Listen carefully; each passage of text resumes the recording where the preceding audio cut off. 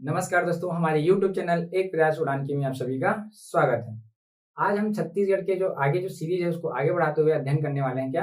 अफवाह तंत्र। ठीक है, छत्तीसगढ़ में कौन-कौन से अफवाह तंत्र है, उसकी सहायक नदियाँ कौन-कौन सी है, उसका अध्ययन पूरा हम करने वाले हैं। इससे पहले हम हमको बता देते हैं कि जो अभी हाल ही में जो एग्जाम हुआ है आपका ARTO का CGPSC के द्वारा, उसमें जो क्वेश्चंस आए हुए हैं थोड़ा अध्ययन करेंगे आप। जब आपको PDF उपलब्ध हो जाएगा तो उसमें देखना, जैसे कि हम पिछले वीडियो में पढ़ाए थे आपको कि चौड़ाढाल बताया था आपको, चौड़ाढाल रायगढ़ में सारंगगढ़ बेसिन और मान नदी बेसिन उसके मध्य स्थित है, जो कि एक छोटी पर्वत श्रृंखला है। ये क्वेश्चन आया हुआ है वहां पर, ठीक है।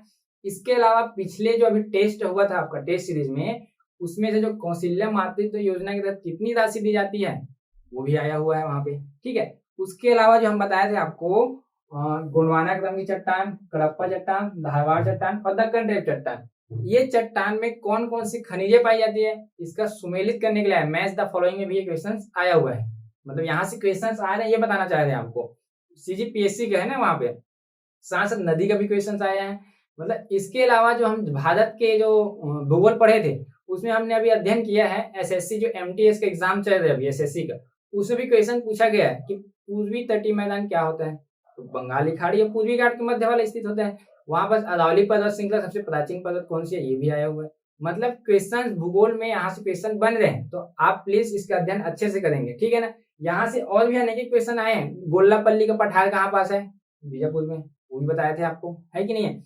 उसके अलावा आपका क्वेश्चन जो आया है एक है जो छुरी की पहाड़ी है, मतलब छुरी उदय की पहाड़ी बताया था आपको, रायगढ़ और यहाँ कोरबा में, उसके कौन से दिशा में महादेव की पहाड़ी है। तो महादेव की पहाड़ी कहाँ बताया हम लोग आपको सतपुड़ा पर्वत में बताया गया है, महादेव की पहाड़ी यहाँ स्थित है, तो उसको पूछा गया है। मतलब क्वेश्चंस यहाँ से बन रहे हैं, तो आप अच्छे से अध्ययन करेंगे। आने वाले जो एग्जाम है आपके, SI हो चाहे पियोन हो चाहे और एनी अदर एग्जाम जो CGPSC भी आपको कंडक्ट कराएगा, उसके लिए क्या है, बहुत ही महत्वपूर्ण है। एक क्वेश्चन भी आया था करेंट से रिलेटेड, जैसे कि हाल ही में सुने ना, जो राहुल साहू जी जो बोध में क्या गए थे, बोधवेल में फंस गए थे, जिसको मतलब एक ऑपरेशन के तहत निकाला गया था, है ना।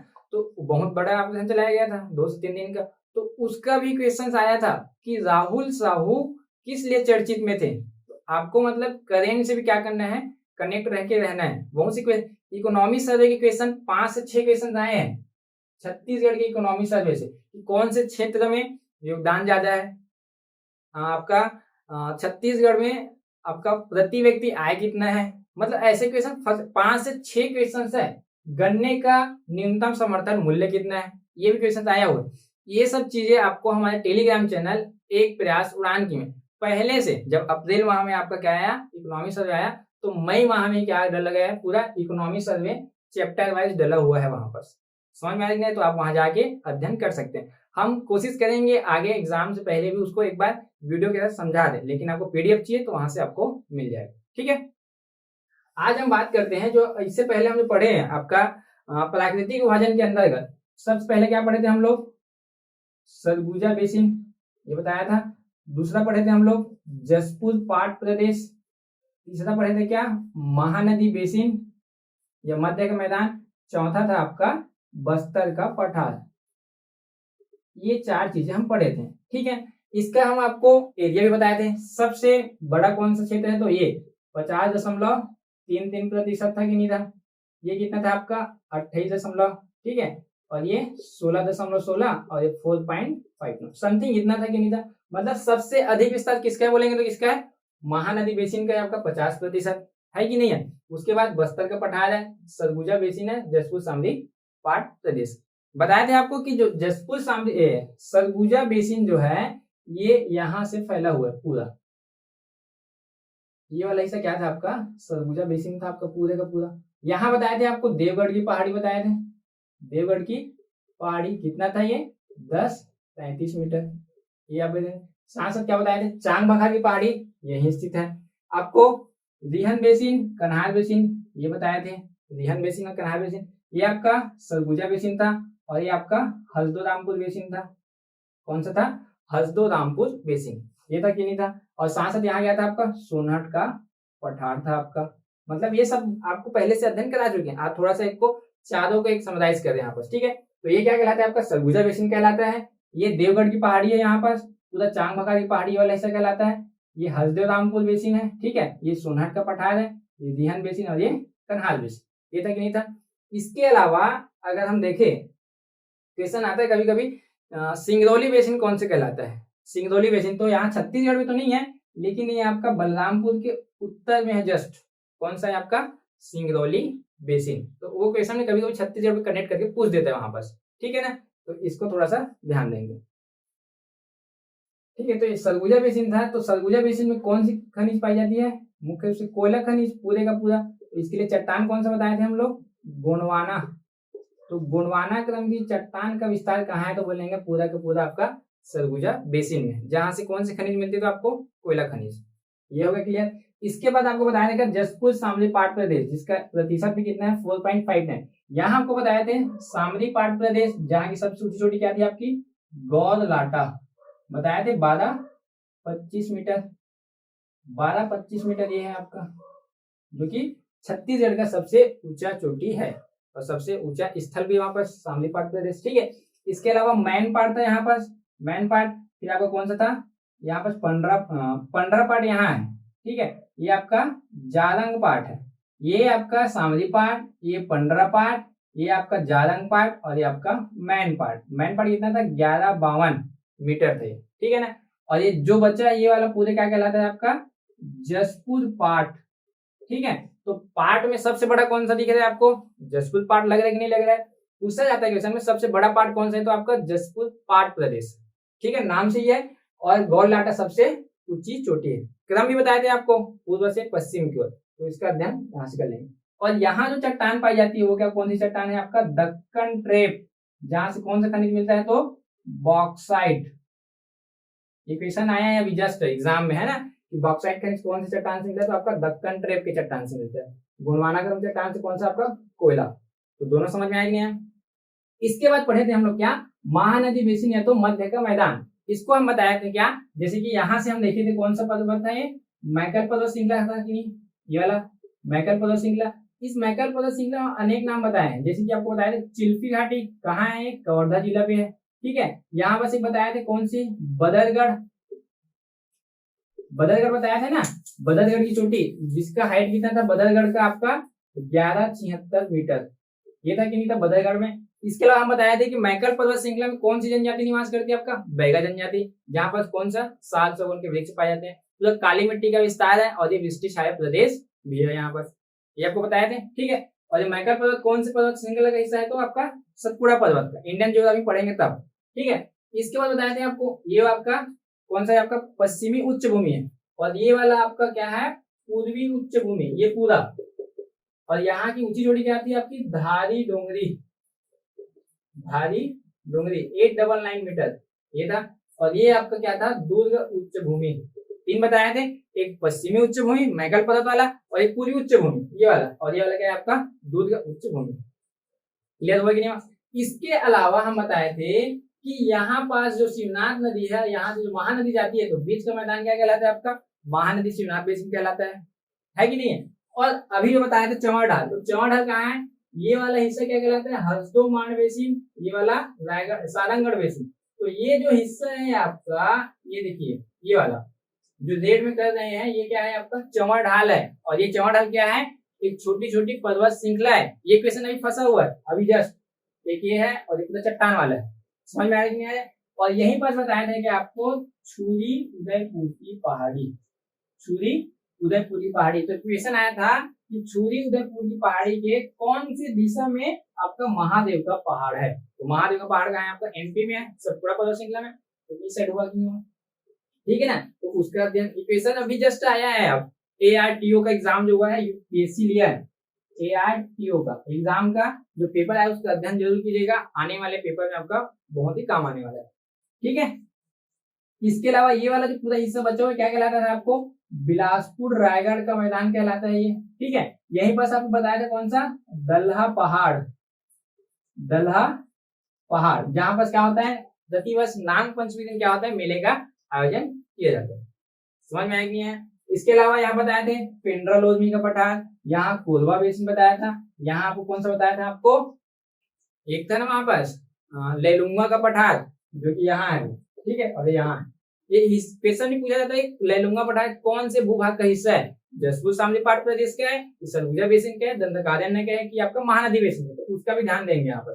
ठीक है, और आपका ये भी क्वेश्चन है यहाँ पर सिहावा पर्वत, जब आपको पर्वत पूछने बता रहे थे हम, याद होगा आपको, हमारा जो सीरीज था पर्वत और पठार वाले का वीडियो आपको मिल जाएगा हमारे प्ले लिस्ट से, उसमें सिहावा पर्वत को पूछा गया है। जो सिहावा पर्वत में जो सिंगली ऋषि आश्रम है वहां पर कब मेले का आयोजन किया जाता है, ये भी क्वेश्चन आया है ना अभी जस्ट इस एग्जाम में है ARTO का, आप जाइए और अध्ययन कीजिए जरूर।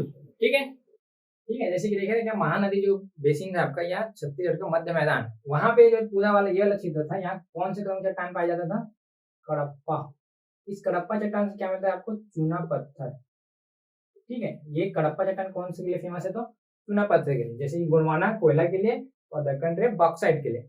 लेकिन जो मध्य मैदान था इसका जो बेसिन वाला जो पार्ट बताए हैं, कोरबा बेसिन और ये आपका क्या बोलते हैं उसको, सारंगढ़ बेसिन, साथ साथ आपका कौन सा, हल्दीमान बेसिन, ये जो है आपका मुख्य रूप से कोयले के लिए क्या है, जानी जाती है। ठीक है, तो बोल सकते हैं कि मध्य मैदान का आधा जो हिस्सा है ऊपर का, ये वाला हिस्सा बिलासपुर रायगढ़ का मैदान वाले, वहां कौन से क्रम का चट्टान पाया जाता है, आधा विस्तार बोलेंगे तो गोंडवाना क्रम, जहां से कोयला खनिज मिलता है। ठीक है, नीचे में देखें सबसे दक्षिण में, तो ये क्या हिस्सा क्या कहलाता है आपका, पूरा बस्तर का पठार या दंडकारण्य का पठार। यहाँ देखे थे हम लोग कौन सा आपका, अबूझमाड़ की पहाड़ी, अबूझमाड़ की पहाड़ी, हम बताए थे अबूझमाड़ की पहाड़ी को छत्तीसगढ़ क्या बोला जाता है, चेरापूंजी कहा जाता है। यहाँ पर उच्च किस्म के क्या मिला जाता है, सगौन, खुर्सियल घाटी यही बताए थे। साथ साथ यहाँ पर आवापल्ली नड्डापल्ली की गुफा बताए थे। ठीक है, और गोल्लापल्ली की पठार भी यही है, ये भी ARTO के एग्जाम में आया हुआ है अभी। ठीक है ना, ये जो आपका बस्तर दंतेवाड़ा दिख रहा है, ये है आपका बैलाडीला की पहाड़ी। इस बैलाडीला की पहाड़ी की सबसे ऊंची चोटी आपका नंदीराज, कितना है, 12-10 मीटर। देखो प्रमुख प्रमुख बता दिए, एक आपका गोललाटा हो गया 12-25, मैन पाट 11-52, देवड़ी पहाड़ी 10-33 मीटर, ये आपका सरगुजा बेसिन का हो गया। नीचे आते हैं तो यहाँ पर आपका मैकर पर्वत है, बदरगढ़ी चोटी 1176 है, और ये आपका नंदीराज 12-10 मीटर यहाँ पर। ठीक है, इसके बाद देखे थे हम लोग यहाँ पर केशकाल घाटी, जहां पर तेलिन घाटी का मंदिर है, बताए थे ये तेलिन घाटी, ये भी एग्जाम में आया हुआ है, तेलिन घाटी का है। इसके बाद यहाँ पास आपको कौन सा पठार बताए थे आपको, राव घाट बताए थे। ये राव घाट कौन सी खनिज के लिए प्रसिद्ध है, और इसी राव घाट के पास एक जगह है आपका चार गांव, कौन सी, क्या नाम है, चार गांव। यह गांव कौन से खनिज के लिए जानी जाती है, तो लौह अयस्क का क्षेत्र है। हम आगे खनिज में पढ़ेंगे कि कौन सा खनिज कौन से एरिया में पाया जाता है। तो ये चार गांव है आपका लौह अयस्क के लिए खनिज है, ये भी आया हुआ है अभी रिसेंटली एग्जाम में, समझ में आया। गार्नेट कहाँ से मिलता है, ये भी आया हुआ है। तो खनिज के जो पार्ट होंगे, सीरीज होंगे, हम उसका अध्ययन करेंगे यहाँ पर। ठीक है, नीचे बस्तर का मैदान, ऊपर क्या है, बस्तर का पठार कहलाता है। तो ये था आपका छत्तीसगढ़ का प्राकृतिक विभाजन का क्या है, छोटा सा, मतलब हम एक में करके बताने की कोशिश किए यहाँ पर। बस इतना याद कर लेना कौन सा क्रम इस अनुसार है यहाँ पर। यहाँ से 100% सो जाए 2 से 3 क्वेश्चन। ठीक है, ठीक है, आज हम देखने लगे छत्तीसगढ़ की अफवाह तंत्र। अफवाह तंत्र मतलब क्या होता है, जो नदी और उसकी जो प्रमुख सहायक नदी होती है उनके द्वारा जाल निर्मित किया जाता है। जैसे कि मान लो जाए एक नदी है, ठीक है, इस नदी की क्या है, अनेक सहायक नदियां हैं, और इसकी क्या है, अनेक नदियां हैं। तो इस नदियों के द्वारा इतने क्षेत्र को क्या किया जा रहा है, सिंचित किया जा रहा है। तो इस नदी की जो संरचना होगी, ये जो जाल है, तंत्र बोलेंगे। जैसे कि आपका नर्वस सिस्टम तंत्र होता है कि नहीं होता है, एक तंत्र ध्यान देंगे। तो महानदी जैसे कि अफवाह तंत्र है, तो महानदी की सहायक नदियां पढ़ेंगे, उसकी सहायक नदी की और अन्य छोटी सहायक नदियां होगी, इसका अध्ययन करेंगे यहाँ पर। ठीक है, तो छत्तीसगढ़ में कुल मुख्य रूप से 5 क्या है, अफवाह तंत्र है यहाँ पर। ठीक है ना, जैसे कि आपका पहला लिखा है कि आपके महानदी अफवाह तंत्र, ठीक है, दूसरा आपका गोदावरी अफवाह तंत्र है, तीसरा सोनगंगा, ब्राह्मणी और एक नर्मदा। तो ये जो 5 जो अफवाह तंत्र है छत्तीसगढ़ की, मतलब छत्तीसगढ़ की जो भूमि है उसको क्या करती है, अपवाहित करती है, सिंचित करती है, ये बोल सकते हैं। तो पहला क्या आपका महानदी बेसिन, तो महानदी बेसिन जो है छत्तीसगढ़ के कितने भूभाग को क्या करती है, सिंचित करती है, तो अपवाहित करती है, बोल सकते हैं अपवाहित। तो महानदी कहाँ से निकलता है आपका, ये आपका धमतरी जिला है, तो धमतरी से निकल के बालोद होते हुए कहाँ जाती है, ये ऐसा मान लो जाए प्रवाहित होती है यहाँ पर। ठीक है, इसकी जो सहायक नदी है शिवनाथ है, आपका हसदेव है, बोरई है, मांड और क्या है, ये सब नदियां है। तो इन नदियों की ज्यादा जो सिंचित की जाती है छत्तीसगढ़ का मध्य मैदान मुख्य रूप से, तो इसका जो परसेंटेज है छत्तीसगढ़ की कुल क्षेत्र का, वो कितना है आपका 56.15%। इतने को क्या करता है महानदी अपवाह तंत्र क्या करता है अपवाहित करता है। दूसरा आपका गोदावरी बेसिन, तो गोदावरी बेसिन कितना है 28.64%। गोदावरी नदी कहाँ से निकलती है, यहाँ महाराष्ट्र से आती है और ऐसा बीजापुर टच होते हुए निकल जाती है। तो इसकी जो सहायक नदी है आपका इंद्रावती है, सबरी है और आपका कोटरी नदी है, प्रमुख है कि नहीं है। तो वो नदी क्या करती है दक्षिण बस्तर, मतलब बस्तर को क्या करता है पूरा अपवाहित करता है। कौन सा नदी आपका गोदावरी नदी। एक क्वेश्चन आ सकता है कि गोदावरी नदी कौन से भूभाग को अपवाहित करता है, तो कौन सा आपका दक्षिण, मतलब छत्तीसगढ़ दक्षिण जो आपका बस्तर संभाग है पूरा का पूरा, ये हो गया आपका। तीसरा है आपका सोनगंगा नदी, तो सोनगंगा नदी यहाँ निकलता है आपका अमरकंटक के पठार से, ये आपका उत्तर की ओर ऐसा प्रवाहित होता है। और यहाँ की जो नदियां हैं आपका, ये यहाँ से कौन सी नदी आती है आपका बनास, गोपद, रिहंद, कन्हार, 4 नदी प्रमुख है वहाँ की। तो ये क्या होता है सरगुजा संभाग को क्या करता है अपवाहित करता है, कौन सी नदी सोनगंगा नदी, ठीक है ना। एक है आपका ब्राह्मणी, तो ब्राह्मणी नदी कहाँ से निकलता है, ये आपका जसपुर से क्या लेता है टनल ले लेता है। तो जसपुर की जो नदी होती है उसको अपवाहित करता है, कौन सा है आपका ब्राह्मणी नदी। ऐसा याद कर सकते हो जैसे कि आपको प्राकृतिक भाषा में 4 बताए कि नहीं बताए, तो सरगुजा बेसिन को अपवाहित कौन करता है, तो आपका सोनगंगा। जसपुर शामली पाट प्रदेश को कौन अपवाहित करे, तो आपका ब्राह्मणी। मध्य मैदान कौन करे, तो महानदी। दक्षिण मतलब बस्तर पढ़ा कौन करे, तो आपका गोदावरी नदी। मतलब कनेक्ट करके पढ़ना है, चट्टान भी वैसी पढ़ेगी नहीं पढ़े, साथ साथ आपको मिट्टी जब पढ़ोगे तो भी मिट्टी भी उसी क्रम में ही आएगा। तो आपको जो प्राकृतिक वाचन बताया गया है उसको अच्छे से अध्ययन करेंगे आप, ठीक है ना। और एक आता है आपका नर्मदा नदी, तो नर्मदा नदी ऐसा बहता है, ठीक है, अमरकंटक के पठार से। तो यहाँ से सिर्फ 2 नदी जाती है, वो है आपका बंजर और ताड़ा, जिसका हम अध्ययन करेंगे। तो ये 5 प्रमुख क्या है आपके अपवाह तंत्र। परसेंटेज कैसे याद करना ध्यान से समझना। ये कितना प्रतिशत है 56%। 56 का हाफ कितना होगा आधा 28% होगा। 56 का आधा 28 होगा कि नहीं होगा। अब इस 28 का आधा कितना होता है 14। इसको 2 भाग में तोड़ देते हैं, कितना होगा 13 और 1, तोड़ेंगे नहीं तोड़ेंगे, तो 13% कौन होगा सोनगंगा, और ये 1 बचा है वो आपका ब्राह्मणी, हुआ कि नहीं हुआ। अब इस 1 का फिर आधा हाफ कितना 0.5, या वो कितना हो गया नर्मदा नदी। आपको परसेंटेज भी याद हो जाएगा। 56 का आधा 28, 28 का आधा 2 भाग में तोड़ दो 14 होता है कि नहीं होता है, तो 13 और 1 में, तो 13 आपका कौन सा हो गया सोनगंगा, 1 हो गया ब्राह्मणी। फिर से उसको 1 भाग में आधा तोड़ दो, तो 1 का आधा कितना होता है आपका 0.5, तो क्या हो गया आपका नर्मदा नदी। मतलब 5 क्या है आपके प्रमुख अपवाह तंत्र छत्तीसगढ़। तो हम एक एक का अध्ययन क्या करेंगे सीरीज में अध्ययन करेंगे, ठीक है। आज हम जो है 5 प्रमुख अपवाह तंत्र उसमें से हम उत्तर से आएंगे। जैसे कि आपका उत्तर में कौन सा आपका ये सोनगंगा नदी, तो पहले हम पढ़ते हैं क्या सोनगंगा अपवाह तंत्र का अध्ययन करते हैं, ठीक है ना। ठीक है, आगे देखते हैं। सबसे पहला अपवाह तंत्र आपका सोनगंगा अपवाह तंत्र। इसका प्रतिशत कितना था बताया था आपको 13.62% है छत्तीसगढ़ कुल क्षेत्र का, ठीक है। सोनगंगा जो नदी जो है नर्मदा के पठार अमरकंटक के पठार से प्रवाहित होती है। कहाँ से, अमरकंटक का जो पठार है आपका यहाँ से प्रवाहित होते हुए ये जाती है कहाँ गंगा नदी में समाहित हो जाती है, ठीक है ना। ये आपका सोनगंगा नदी है। उद्गम कहाँ से बोलेंगे तो कहाँ है ये अमरकंटक का पठार। अमरकंटक का पठार में क्या है सोनगंगा नदी का उद्गम है। इस नदी का अगर आप प्राचीन नाम में जाए संस्कृत में वेदों में बोल सकते हैं संस्कृत में, तो इस नदी का नाम क्या है आपका हिरण्यबाहु नदी बोला जाता है। क्या नदी बोला जाता है हिरण्यबाहु नदी बोला जाता है। और ये इसलिए बता रहा हूं क्योंकि हाल ही में जो एग्जाम हुआ है ARTO CGPSC का, उसमें क्वेश्चंस आया हुआ है कि संस्कृत में कौन सी नदी को हिरण्यबाहु नदी के नाम से जाना जाता था। तो कौन सी नदी है, तो आपका सोनगंगा नदी है। समझ में आया नहीं आया।